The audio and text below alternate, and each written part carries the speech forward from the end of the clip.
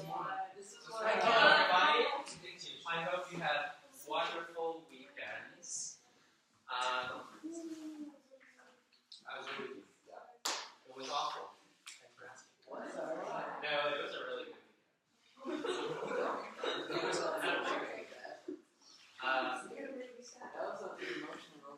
Today, this whole class is going to be an emotional roller coaster. Today, we're going to talk about Buble maps. We're going to make Buble maps. And through the course of making Buble maps, we'll be able to ask ourselves how we make sense of history. Last week, I had you read many pages of dense textbook material, much of which presented historical facts and historical personages and historical events that are important. But what I'm more interested in getting at is not so much that we remember all of these facts and people and events, but more that we can start to develop a way of thinking about the relationships between those facts, people, events, etc. How can we synthesize all of the information that we read? In this class, names, dates, and events will be important, but nowhere near as important as your ability to describe why certain events may have happened and why certain events might spur certain outcomes. Sorry, you have a question? Yes, but not today. Synthesizing information. I think one of the most powerful tools that we can use to synthesize historical information is by using something called cause and effect thinking. And that's what Buble is going to help us do today. Are you familiar with the artist Michael Bublé? Not only was he a famous singer, he's also responsible for coming up with cause-effect thinking. A practice that we're going to put in place today. This is how cause and effect thinking works. This is how cause and effect thinking works. I put on the board, I propose a historical phenomenon. We assume nothing. We assume that the society we're talking about is a blank slate. And from a single historical phenomenon, we can derive effects that allow us to gain a greater picture of what the society might look like. So, we're going to start with a more specific example.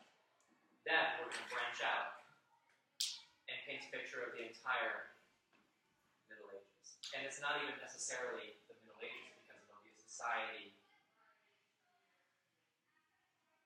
on which we assume, a society that we're not assuming anything about, but we'll see that just by speculating, we'll be able to picture a society that looks a lot like the Middle Ages. So, enough exposition. Here's a scenario. Now, poor harvests. What's a direct effect of poor harvests? So, no food. What else? Stefan? No money. Why? For those who don't get rid of harvest, there's no food to sell. Okay. So,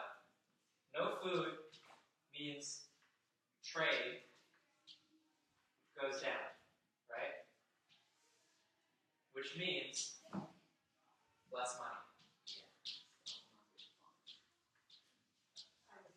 Okay, but you're assuming there's a stock market, right? Claire?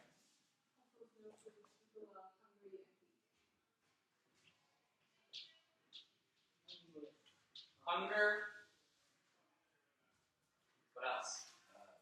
Arlo? No, no questions. Marty? Yeah. With extreme hunger, yeah. And if you don't, and it can be endless food. You don't have a lot of energy because you're hungry. You have to know plenty of food. Good question. Okay. Yes, questions. What is an assumption and what is not an assumption? That the trading food wasn't an assumption, but the stock market was too much. That's a good question. An assumption is something that we cannot directly derive from a previous bubble. So I can derive something like trade goes down. Well, no, you're right. In order to say something like trade goes down, I also have to say that that we depend on food for trade, right? So I have to say dependence on food for trade in order for trade to go down. Okay? Any other effects, Anelli? Well, with starvation, people are weaker. So, like for example, in the book, they were more like susceptible to like sicknesses. Beautiful. Sickness goes up. Yeah, right. Can I say two? You can say two. Okay, because maybe for harvest you have to feed like livestock, and maybe they can go into starvation and Ah. less. And then another thing I was gonna say is maybe people have to resort for stealing or other things since they can't obtain food and other stuff for survival. Great. So let's say no food leads to decrease in livestock as well as decrease in trade. And these two are certainly related because you can trade livestock, right? And no food also may lead to an uptick in crime. That's a very important phenomenon. Sam, you have your hand raised. Somebody stole. Can you derive another effect from something that's already on the board?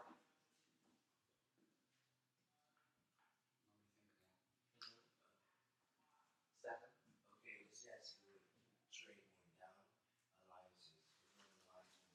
Within the alliance when trading, trade goes down, the alliance is broken.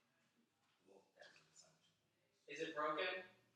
You might say alliances grow tense. Yeah. Okay, good. Tension. Tension where? Actually, alliances in the different Trade tension. Because let's say you're selling me wheat and I'm selling you sheep. You have no more wheat. I'm not going to give you sheep. Maybe you get mad at me, right? Okay, cool. All right. Based off of starvation and sickness, population decrease. Great. People die. Huh? Maybe. Can something like connect to another thing that's already there? Yes. Okay, so less money leads to higher prices, which leads to less money, which leads to hunger. Okay, great. So you're saying less money leads to inflation? Yeah. Great.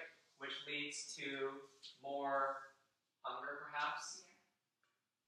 A stressed economy. Sam? He can. I'm furious. Good. Live in that anger. Breathe the anger. Rage. Yes, Larry.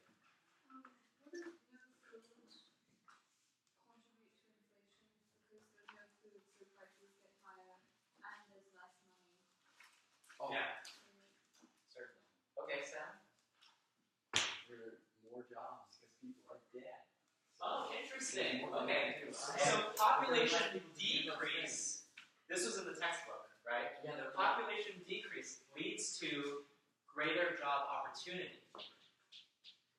so everyone can be happy because there are fewer people. But perhaps only if there is already overcrowding, right? Yeah, they can't even just point where you're like too few people to do important things. So if you have overcrowding and population decrease, then maybe a lot of people become happy. So And also with less population is less of a need for food. So that could lead to solving the problem.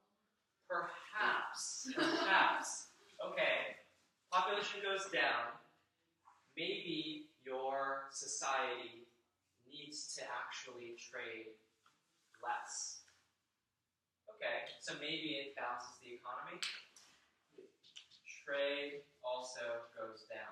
It could also mean, though, that people will stop trading with you and you won't be able to get anything that you need. Marty? Could it also mean that there's like less people to help with harvesting?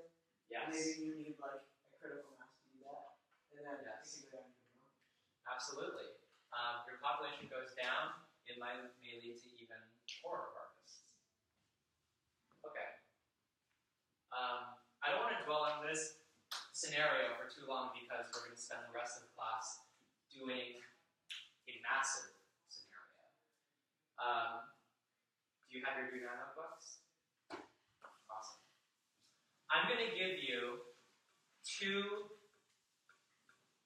traits of a society. And for about 7 minutes, I would like you to brainstorm a number of effects that result from these 2 traits. The first trait is a dependence on basic agriculture.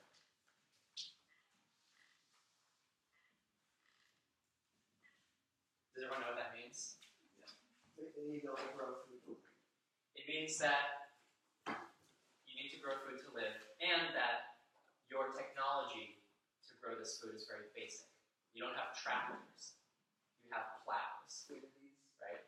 Is this like college or like an initial thing, or is this like This is an initial trait. It's a premise. This is an assumption. Let's assume that our society depends on basic agriculture. It's a premise. Second premise. No central authority. No government. What does that mean? Like there's no president. There's no chief of police. It means that if there are kings, they do not control large pieces of land.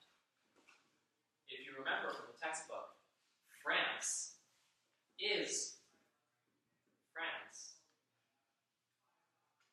There is a king, but France is also broken up into many different towns, each with their own kind of political clout. People don't necessarily have to listen to the king because there's no real central authority. In the later Middle Ages, central authority develops.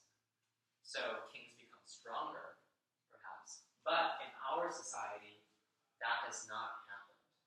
Okay? There's no central authority. So you could say, no kings.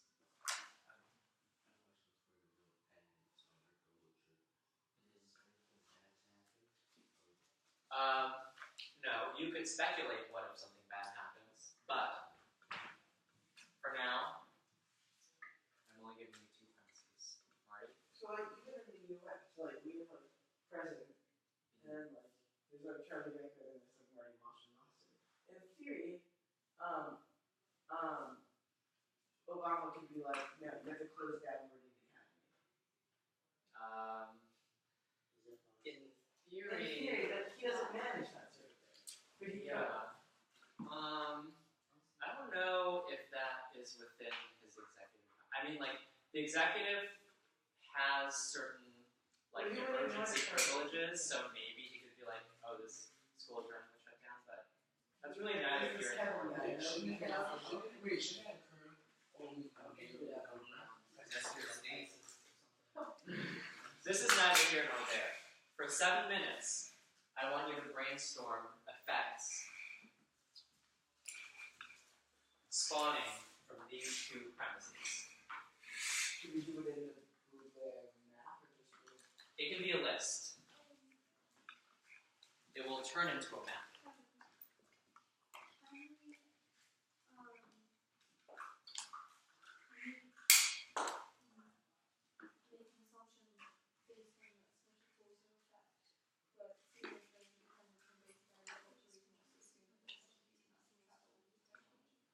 Um,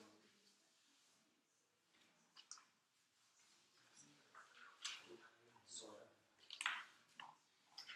You could draw, you could say, depending on the basic athletic means, which means little slow